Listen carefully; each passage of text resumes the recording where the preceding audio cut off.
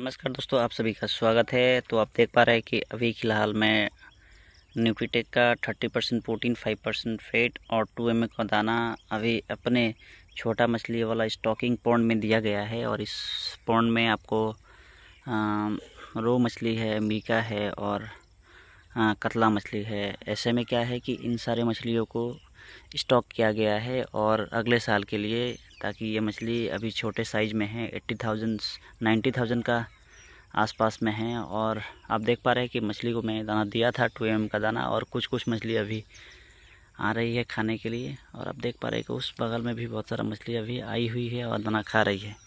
ऐसे में क्या है कि ये जो छोटा मछली है, इन छोटा मछली को आपको प्रोटीन का ज़रूरत पड़ता है। तो जैसे ही आप थोड़ा हाई प्रोटीन वाला दाना देते हैं तो ये मछली का ग्रोथ जो होता है वो स्पीड होता है। आपको समझ में आ रहा होगा, या वीडियो में थोड़ा विजिबल हो पा रहा होगा कि नहीं, लेकिन मुझे यहाँ से दिखाई दे रहा है कि छोटा मछली अभी कुछ जगहों पे अभी दाना को पकड़ रही है। शायद आप देख पा रहे होंगे वीडियो में। तो यही जो हम लोग का दाना है न्यूट्रीटेक का ही है, और न्यूट्रीटेक का ही फीड इसमें चल रहा है। अभी इससे पहले इसमें डस्ट दिया जा रहा था, लेकिन अभी फ़िलहाल 15 दिन से आप देख रहे हैं कि हम 2 ml का ही दाना दे रहे हैं। और विशेष रूप से बहुत सारा कंपनी को मैं देखा हूँ 2 ml का जो फीड है वो कंपेरेटिवली न्यूट्रीटेक से थोड़ा साइज़ में अलग है। तो आपको मैं एक साइज़ भी इसको दिखाता हूँ, तो दोस्तों आप देखेंगे तो समझ जाएंगे कि ये हम लोग का न्यूट्रीटेक का 1 ml का साइज़ है, सॉरी 2 ml का साइज़ है। ये जो आपको दिखने को मिल रहा है ये न्यूट्रीटेक का 2 ml फीड का साइज़ है। इसको फिर मछली के लिए दे देते हैं। अभी सुबह करीबन से 5:45 हो रहा है, और मैं मछली को इसी टाइम में अभी फीड दिया हूँ, क्योंकि धूप निकल गया है।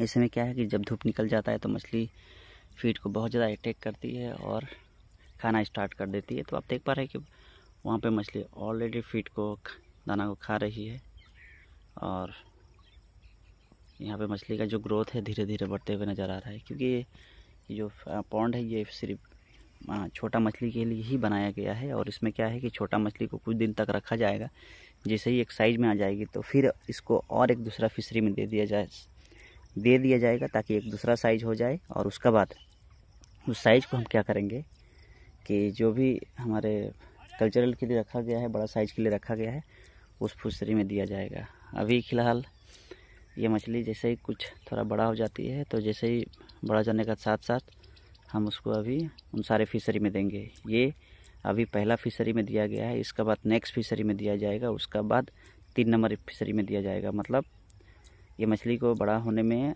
पहला फिशरी में अभी दौड़ रही है, और जैसे ही कुछ साइज हो जाएगा तो उसको 100 ग्राम करने के लिए वो दूसरा फिशरी में दिया जाएगा, और उसका बाद से जब केजी करने के लिए फाइनल पॉन्ड में दिया जाएगा।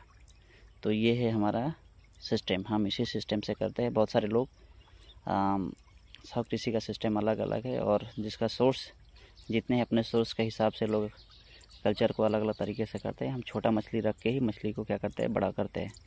तो ऐसे में बहुत सारे लोग हैं क्या है कि बड़ा मछली ख़रीद के लाकर ही डायरेक्टली पॉन्ड में देते हैं, और कुछ लोग क्या है कि छोटा मछली ही डायरेक्ट फाइनल पॉन्ड में दे देते हैं, जिससे क्या है कि मछली धीरे धीरे करके बढ़ते रहती है। ऐसे में क्या है कि आपको जो उसका बिजनेस सर्कल है, ये समय लॉन्ग टाइम लग जाता है, बड़ा टाइम लग जाता है। और यदि इस तरह से आपका चेन है तो आपको क्या है कि रनिंग में ही आपको हर टाइम क्या है, मछली निकलते रहेगी, बड़े होते रहेगी, फिर दूसरे से तीसरे में चलता रहेगा, ये सर्कल चलता रहेगा।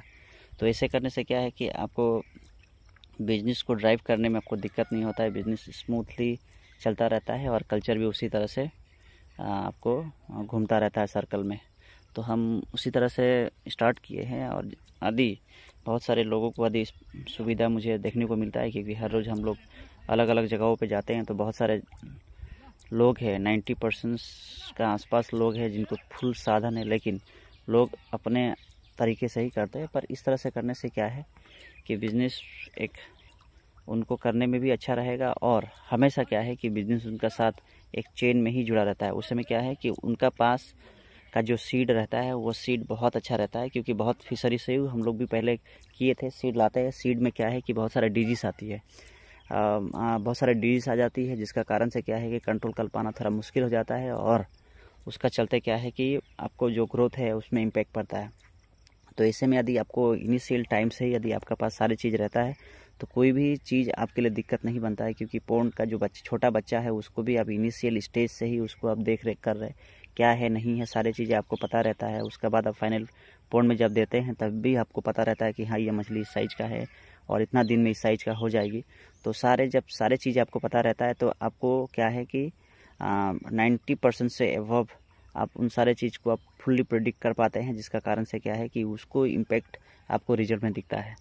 तो ऐसे करने से क्या है कि आपका जो भी सारे एडवांटेज है वो आपका पास ही रहेगा और आपका ग्रोथ में बहुत बड़ा इम्पैक्ट पड़ेगा। तो फिलहाल बहुत सारे फार्मर के लिए मेरा अपना एक फार्मिंग लेवल से यदि मेरे से पूछा जाए तो मेरा एक ही सलाह रहेगा कि कुछ भी आप फिशरी कर रहे हैं, यदि आपको जीरो से आपको फाइनल प्रोडक्ट बनाना है तो जीरो से ही आप स्टार्ट करिए उसको फाइनल प्रोडक्ट बनाने, जीरो से ही स्टार्ट करके उसको फाइनल प्रोडक्ट बनाइए, जिसमें क्या है कि आपको इन सारे चीज़ों से क्या है कि बजट भी मिलेगा और साथ साथ क्या है कि आपका प्रोडक्ट भी सही रहेगा और सही समय से क्या है कि आपका मछली मार्केट में निकलते रहेगी। तो इसमें क्या है कि आपका प्रॉफिट मार्जिन का जो बात है वो थोड़ा ज़्यादा हो जाता है और आपका कल्चर भी सही रहता है और एक सिस्टम में रहता है, जिसका जरिए क्या है कि आप उस बिज़नेस को लॉन्ग टाइम तक सस्टेन कर पाते हैं। तो ठीक है दोस्तों, इस तरह से मिलते हैं नेक्स्ट वीडियो में, तब तक के लिए जय हिंद।